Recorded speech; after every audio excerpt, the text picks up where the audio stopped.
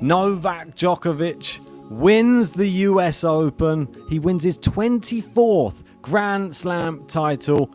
He won his 4th US Open title, so he's now equal with Rafael Nadal, and he defeated Daniil Medvedev in straight sets. For me, I thought this was A-grade Djokovic, and I've been listening to a few people speaking about how he times his body to be ready for the final. I think it's an incredible thing that he's able to do. He's able to get his body somehow from almost like before Cincinnati starts, and then just as he's getting towards the US Open, he's getting good enough to get through the first few rounds, and then by the final he's just A-class, A-star Djokovic. I mean, it's incredible what he did today. I don't want to keep talking about his age, because 36, he's proven he's not 36. I mean, his body moves better than the 20-year-olds on tour. So whatever he's doing, people need to start copying. What do you think? Yeah, I mean, I think he's potentially the greatest to ever understand how to get his body prepared for that last match. Before the match, on my preview, I said, Medvedev did play the best match that anyone has played on the men's side in the tournament. And perhaps he peaked a little bit too early. But I also mentioned that Novak, he's not going to, he might get tired in a match, but he'll never lose because of it. He has this way of digging deep into his soul and finding solutions, finding ways to just, like that second set, the end of that second set was incredible. That was a 12, 13-minute game to force the tiebreak. I mean, unreal. How you do that at 36 when you're huffing and puffing after every single long point. Medvedev was keeping a lot of balls in, but he has this way of being, like you said, finely tuned for that moment. And like you said, whoever, all these youngsters, they want to figure it out. We said it after the last major as well, or the last, I think, French Open. If you want to figure out how to have a long career, watch this guy, learn from him, ask him questions when you're in the locker room or whatnot, because he's got the answers. He's got the tricks of the trade, Yeah, most definitely. And just never ceases to amaze. He never ceases to amaze. He again, against all odds. Even it started in that Cincinnati final, I think. I really think that if Alcaraz he was up a set and a break, if he held there, it could have made, it would have made Novak feel a little bit less like a superhero, like he normally does feel. But because he gutted that out, it put in everyone's mind, he became the favorite on the strength of the effort there. He kind of set the table, like you said, leading up to it, and he peaked right at the right moment, as he does. So amazing. He's superhuman, honestly. I still think it's just absolutely crazy as well that we have him playing in 2021, and he got to every single Grand Slam final in 2021, and obviously lost the final one of the year to Daniil Medvedev. 2022, he's unable to play the Australian Open. He's unable to play the US Open. And look what's happened now. Allow him to play all the slams again. He's in every final again. He's won 3 of them again, and he's only lost 1 match. This time, the one that you probably thought he would win the easiest, Wimbledon. Yeah. And that's the one that Carlos Alcaraz won. So he is a Daniil Medvedev and a Carlos Alcaraz away from 2 calendar slams. I mean, it's pretty incredible, to be honest. 27-1 in within 3 years, and not being able to play the year in between, and still winning the French Open, still winning Wimbledon. I mean, it's ridiculous. So he's won 8 of the last 8 of the last 10 majors he's been in. I mean, it's ridiculous. It's just non-stopping. Now, one thing I was thinking, and here in North America, we have, I know in for example, in football over in England, you guys don't have a playoff. You have your Premiership, you play your 20 games or whatever it is every once or twice, or 38 games it is. And then here we have a playoff, which is like a bracket style, like winner take all. Just so that we could have some more matches, because like really good matches, because it would have been nice, say for example, that the second and third seed would have played each other in the semis rather than the 1-3, right? It should not Yeah. should be, but it would be the 1-4, 2-3. So like the higher seed would have the advantage of facing the lower seed. And that's the only thing about this US Open that was a little bit of a bummer was, yeah, we had this Zverev Sinner match, was a good one, although it was a war of attrition more than like outright quality. I think the semi between Alcaraz and Medvedev was a very, very good match. And then we had basically the second set in this one was phenomenal. And this match was good, but that second set was extremely worthy of like a final, I found that the Sabalenka Coco match was incredible, top to bottom. And so I just feel like I wish we had a few more kind of really high level matches, but I think we're just going to need these other guys other than these top three to really stamp their name and find ways to make it deep into these tournaments, because that's the only thing that I kind of was bummed about in the tournament. I just wish that we had 2 or 3 more like real high quality matches, from say quarterfinals on. I know what you mean. Yeah, there was a bit of a dip in the form, I think, of a lot of the players, and we only really got to see some great matches some of the time. Other tournaments and other slams, we've got to see much more high quality all the way through the 2 weeks. It was very sporadic. I feel like if Zverev was involved, it seemed to be pretty good by the looks of it. He was one of the standout players in the tournament for an exciting match. Him against Dimitrov, him against Sinner. Unfortunately, he just wasn't able to do it against Alcaraz, was he? We got, just to read in this super chat quickly, we've got Fartface Muldoon saying Djokovic is an excellent example of Mamba mentality. He doesn't apologize for being a winner and takes pleasure in disappointing his haters. Yes, very, very good point there, Muldoon. Right, so if I share this and then we can have a look at Novak on the screen. There you go. There's a nice one here with the 24 there. Look at this. I mean, awesome. Champion. Looks brilliant. Whoever did this, that's the Roland Garros people. There you go, just showing all of his 24 and counting. Unbelievable. I mean, it is ridiculous. I mean, I also loved the kit. He was rocking the baby blue mix. It was just one of the sharpest kits I thought in the whole tournament. Yeah, and what do you make of this? This is what he's put on after he's won it. He's been given this T-shirt, and this is the 24. Unreal. Is that a picture of him with Kobe? They were buddies. Yeah. Actually, Gary, GSL, one of our super chat, goats. He was sharing to me a few months ago about their relationship. I knew that they knew each other, but I didn't know that they were close. Of course, you've got the gold and purple, which is the LA Lakers colors, and Kobe wore number 8 as well as number 24. So lots of significance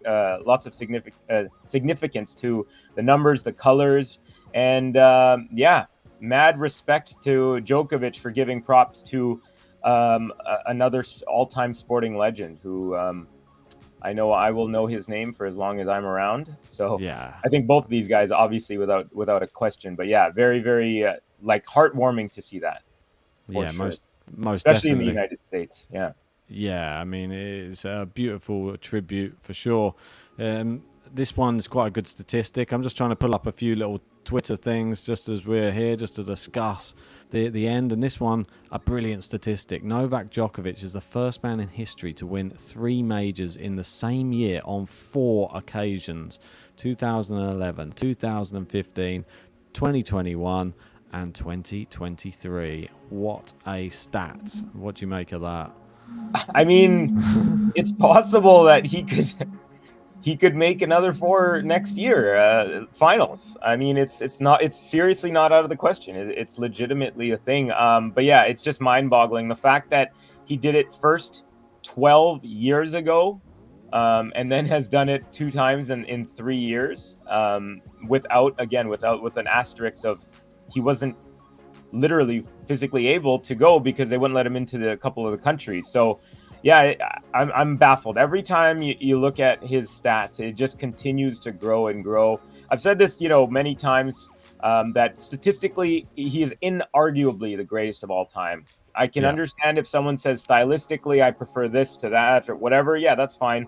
But if we're talking sheer numbers, just the greatest. And now he's tied Margaret Court, who is I mean, I know she had some in the Open era and some pre-Open era, but perfect segue to my next tweet. There you go. And that wasn't on purpose, folks. Yeah, it's just you're reading the brainwaves, I think. Yeah. There you go. So there you go. You can just take us through this one. I'll pop it on the screen for you, and you can take us through all of them. Yeah. Again, 24. He's tied now. I know some people are, saying, "Oh, well, he has the most for men, but not for women." It's like, okay, well, it seems like every time he wins a Grand Slam, he's ticking off another.